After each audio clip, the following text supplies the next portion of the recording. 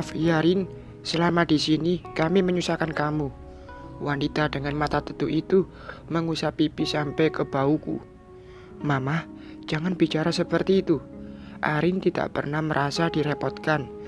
Justru Arin senang ada mama di sini. Arin ini jadi tahu bagaimana rasanya disayang seorang ibu. Ujarku seraya mengambil dan menggenggam tangan Mama Salma. Hari ini Mama Salma dan Ayah akan kembali ke Bandung.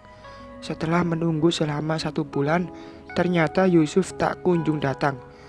Akhirnya Mama menyerah dan memilih untuk pulang hari ini.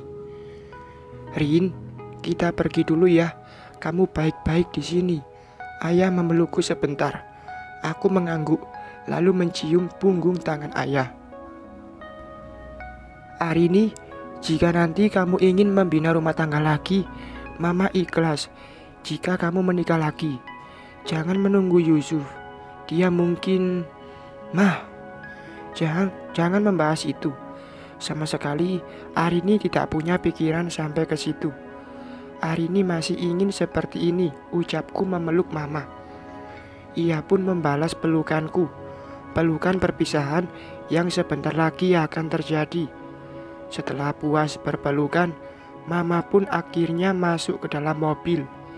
Aku melambaikan tangan sebagai tanda perpisahan kami. Sendiri lagi deh, kataku, seraya mengambil sapu lidi dan membersihkan daun mangga yang berguguran. Duh, kok kayaknya enak ya makan mangga mentah, kataku, seraya melihat buah mangga yang menggantung di atas pohon. Buahnya begitu lebat, meskipun pohonnya masih terbilang kecil. Ngapain teh? Neneng datang dan langsung menghampiriku. Buah mangga kayaknya enak ya, Neng. Neneng mengernyitkan kening mendengar ucapanku. Masih pagi teh, masa iya makan buah mangga mentah pagi hari? Nanti atuh tengah hari sambil rujakan, tutur wanita berbadan subur itu. Sekarang juga enak, Neng. Ambil galah, Neng. Apa kau petik satu? Neneng menggeleng-gelengkan kepala, tapi dia pun menuruti apa mauku. Setelah mengambil mangga yang sudah setengah matang, Neneng masuk ke dalam restoran untuk mulai bekerja. Aku bergumam sembari mengunyah buah mangga yang tadi dipetik Neneng. Entah kenapa rasanya sangat manis. Tidak ada rasa asam sedikit pun di lidahku. Seperti anak kecil, aku duduk berjongkok di bawah pohon mangga, sembari terus menggigit dan mengunyah buah mangga. Hingga akhirnya aku mengalihkan pandangan saat ada mobil bus bertuliskan Damri yang berhenti di pinggir jalan. Bus sudah kembali melaju dan seorang pria datang menyeberangi jalan. Sepertinya dia yang baru saja turun dari dalam bus. Punten teh, apa warungnya sudah buka? Tanya pria itu. Aku berdiri mengamati penampilan dia yang membuatku curiga. Sebagian wajahnya tertutup masker hitam. Ia memakai sweater dengan kupluk yang menutupi kepalanya. Kacamata hitam pun melekat, menutupi identitas pria itu. Tingginya seperti Dava, tapi dia lebih kurus, sedangkan Dava tubuhnya lebih berisi. Teh, punten. Iya, sudah Kang, sudah buka. Silakan kalau mau sarapan, kataku tergagap. Karena merasa pria itu berbahaya, aku pun segera masuk ke dalam restoran, mendahuluinya. Aku harus mengatakan kepada seluruh karyawan untuk waspada. Kita tidak tahu dengan maksud dan tujuan seseorang. Silakan duduk, Kang. Biar saya panggilkan karyawan saya untuk membawakan apa yang Akang inginkan, kataku dengan sopan. Namun, buah mangga tidak lepas dari genggaman. Saya mau tetes saja yang melayani saya. Aduh, sangat mencurigakan. Hatiku berbisik semakin tidak nyaman. Namun, sebagai pemilik yang ramah, aku pun mengangguk dan pergi ke meja kasir. "Neng, jangan tinggalkan tempat ini. Aku curiga kalau pria itu mau menghipnotis aku," ujarku. "Siap teh," ucap Neneng mengangguk paham. Aku pun kembali ke meja pria itu dengan membawa buku menu. "Silakan Kang, dipilih menunya."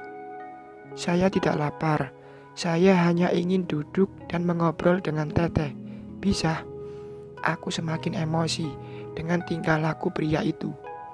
"Maaf, tidak bisa," ucapku langsung membalikkan badan untuk pergi.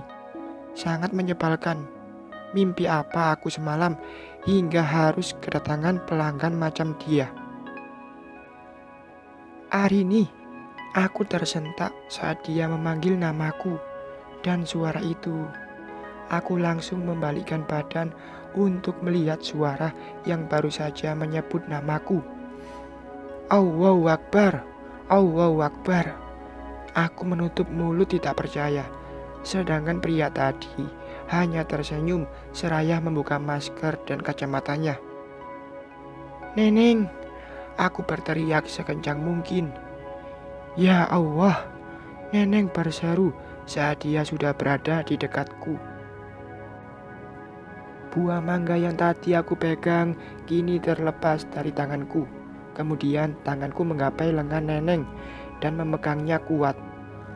"Allahu Akbar, sadarkan aku dari khayalan ini, Neng. Bilang kalau mataku salah lihat, Neneng." Kembali aku berteriak kencang. "Kemarilah Rin, apa kamu tidak merindukanku?"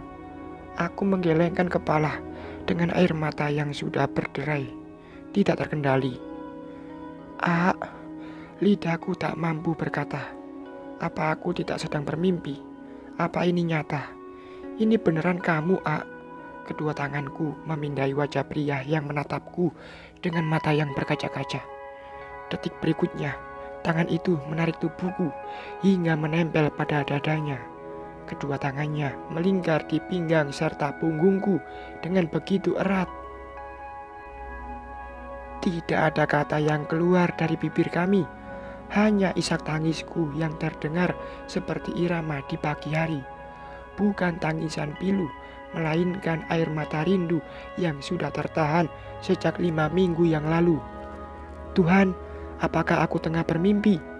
Jika iya, tolong jangan bangunkan aku dari mimpi indah ini. Aku rela tidur selamanya agar bisa menikmati pelukan suamiku. Yusuf, sosok itu yang saat ini berada dalam dekapanku. Entah hanya halusinasi atau imajinasiku yang terlalu tinggi, tapi yang jelas aku sangat menikmati momen ini. Kamu pulang?" Dalam isak tangisku, pertanyaan itu yang keluar hanya untuk memastikan. "Iya, untukmu." Kembali aku bertakbir sebagai tanda rasa syukur yang amat besar mendengar jawaban dari bibir pria yang sangat aku rindukan. Adalah angin segar yang memberikanku beribu harapan. Harapan kebahagiaan yang aku impikan. Beberapa menit saling memeluk, melepas rindu. Aku mengurai pelukan untuk bisa melihat wajah itu. Ada yang berbeda dari suamiku. Dia memiliki bekas luka bergaris panjang di pipi sebelah kanannya. Aku merindukanmu," kataku menangkup wajah itu. "Tidak usah berkata. Tanpa kau katakan pun, aku sudah tahu. Aku pun sama, sangat merindukanmu." Seperti candu, memeluk tubuhnya adalah hal yang membahagiakan untukku. Kembali aku memeluk tubuh Yusuf dan menumpahkan rasa bahagiaku di sana. Aku tidak ingin lagi melepaskannya. Alhamdulillah, Yusuf kembali. Tanpa dikomando, kelima karyawan restoran menjatuhkan tubuh mereka ke lantai. Mereka melakukan sujud syukur bersama. Aku pun tidak ingin ketinggalan. Aku merendahkan tubuhku ke arah kiblat dan melakukan apa yang karyawan Yusuf lakukan. Di antara mereka, akulah yang paling bahagia. Suamiku kembali. Suamiku telah pulang. Alhamdulillah. Satu persatu kelima karyawan itu berdiri dan memeluk Yusuf secara bergantian. Bukan hanya aku yang merasa ini seperti mimpi, tapi mereka juga. Derry bahkan sampai memukul-mukul kedua pipinya untuk membuktikan kalau ini bukanlah bunga tidur semata. Ini memang nyata.